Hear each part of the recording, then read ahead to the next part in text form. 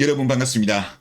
이번 영상은 저출산 고령화로 인해 가지고 수축 사회로 진입했고 자영업이 몰락하고 있다는 주제로 한번 이야기해 보겠습니다. 기사 하나 보시죠. 자영업자 절반 연 1,000만 원도 못 가져가 적자 운용 급증이라는 한국경제 기사입니다. 한국노동연구원이 최근에 보고서를 하나 냈습니다. 2023년 기준 2023년이면 지금보다는 자영업자가 잘 될 때입니다. 지금은 아마 더 힘들 거라고 보시면 될 것 같은데, 자, 2023년 기준 영업이익이 1,000만 원 이하인 사업체 비중이 47.7%로 집계되었다고 합니다. 50% 가까이 되는 거죠. 그리고 이거를 2007년이면 글로벌 금융위기 전후입니다. 이명박 대통령 때고, 이때 같은 경우는 13.2%였다고 합니다. 그러면 3배 가까이 늘어난 수치죠. 자, 그리고 같은 기간 적자 경영을 하거나 손에 쥐는 돈이 거의 없는 영업이익 영원 이하 사업체 비중도 1.3에서 12.8로 급증했습니다. 그리고 영업이익의 중위값 같은 경우도 1,000만 원 내외까지 떨어졌다고 합니다. 정말 심각한 상황이네요. 그리고 상위 25% 구간조차도 2천만 원을 조금 넘는 수준에 그쳤다고 합니다. 그러면 자영업자의 75% 가까이가 사실상 임금 근로자에게도 못 미치는 연 2천만 원 안팎의 소득을 올리고 있다는 거죠.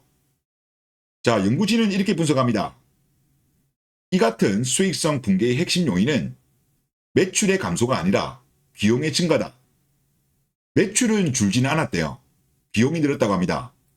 그런데 이 부분 같은 경우도 우리가 좀 감안해야 되는 게 그동안에 물가가 얼마나 많이 올랐습니까? 매출은 당연히 늘어나야 됨에도 불구하고 매출이 늘지 못했다는 거예요.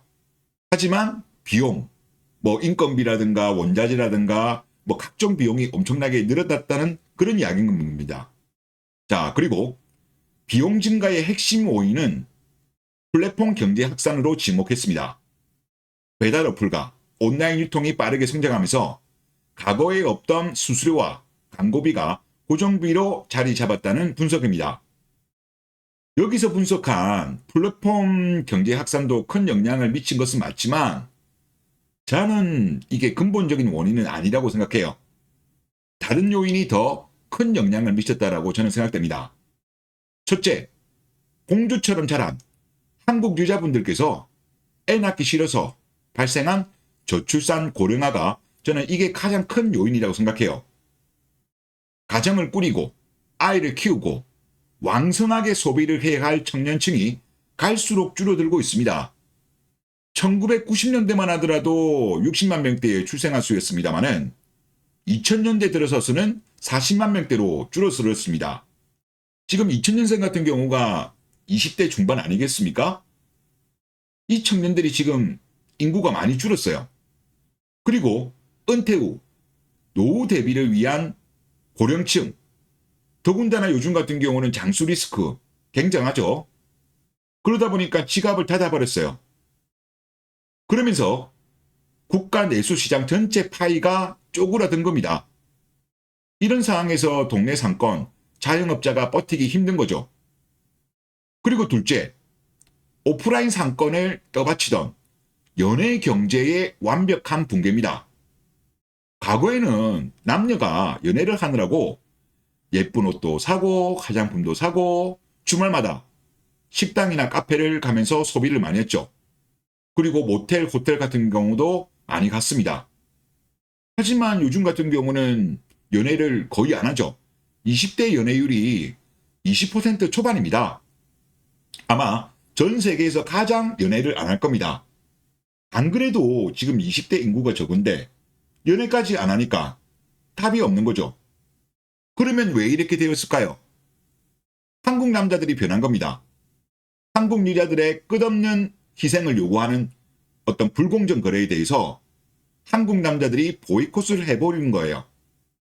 그러니까 누구에게 잘 보일 필요도 없고 굳이 밖에 나가서 지갑을 열 명분 자체가 없어진 거예요. 즉, 연애 소비의 증발이 큰 영향을 미쳤다는 겁니다. 그리고 셋째로 보면 앞서 보고서에서도 이야기한 건데 플랫폼 수수료의 폭증, 이것도 따지고 보면요, 연애 파업, 결혼 파업하고도 연관이 있습니다. 사람들이 왜 오프라인 매장에 안 가고 배달앱만 쳐다볼까요? 연애를 안 하고 혼자 사는 청년들이 많기 때문에 이런 일이 발생하는 거죠. 요즘 많은 청년들 보면 퇴근하고 혼자 방에서 유튜브나 넷플릭스를 보면서 배달 음식을 시켜 먹고 쇼핑 같은 경우도 어플로 많이 하잖아요. 그러다 보니까 길거리에는 사람이 뚝 끊기고 결국 자영업자는 어쩔 수 없이 높은 수수료를 내더라도 배달앱과 온라인 플랫폼에 기생할 수밖에 없는 악순환에 빠진 겁니다. 그러니까 지금 자영업자의 몰락은요, 단순한 경기 사이클 문제가 아니다. 플랫폼의 문제가 아니다. 물론 플랫폼도 당연히 문제가 있습니다만은 근본적인 원인은 저출산 고령화로 인해 가지고 인구 구조가 박살났고 그나마 남아있는 소비 핵심층마저도 연애 결혼을 안 하다 보니까 수요가 줄고 수축 사이로 진입하면서 자영업자들이 2007년 대비해서 말도 되지 않는 몰락을 보여주고 있는 거다. 그렇게 볼 수 있을 것 같아요. 그래서 제가 볼 때는 물론 저도 자영업을 하고 있습니다만은 물론 후회만큼입니다만은 저 같은 경우는 뭐 비용이 그렇게 많이 들지 않았고 뭐 시간도 많이 투자 안 한 데다 보니까 그나마 낫습니다만은 지금 이런 상황에서 퇴직금을 털어놓고 대출까지 받아가지고 무리하게 자영업에 뛰어든다? 이거는 제가 볼 때 무모한 도전이에요. 사실상 경제적 자살 행위가 될 가능성이 높다는 겁니다. 물론 이런 와중에도 잘 되시는 분들은 있습니다만은 확률이 너무 낮다라는 거예요. 확률이 너무 낮기 때문에 웬만하면 안 하는 것이 낫다. 차라리 욕망을 통제하고 어떻게든 내 수중에 있는 현금을 지키고 그냥 임금 근로자로서, 물론 남 밑에 있으면 좀 억울한 면도 있고 힘든 면도 없잖아 있습니다만은 가오도 안 사는 면도 있겠지만은 그래도 지금 같은 경우는 방어적 태세, 생존에 집중하는 것이 필요한 시기인가 아닌가, 그런 생각이 듭니다.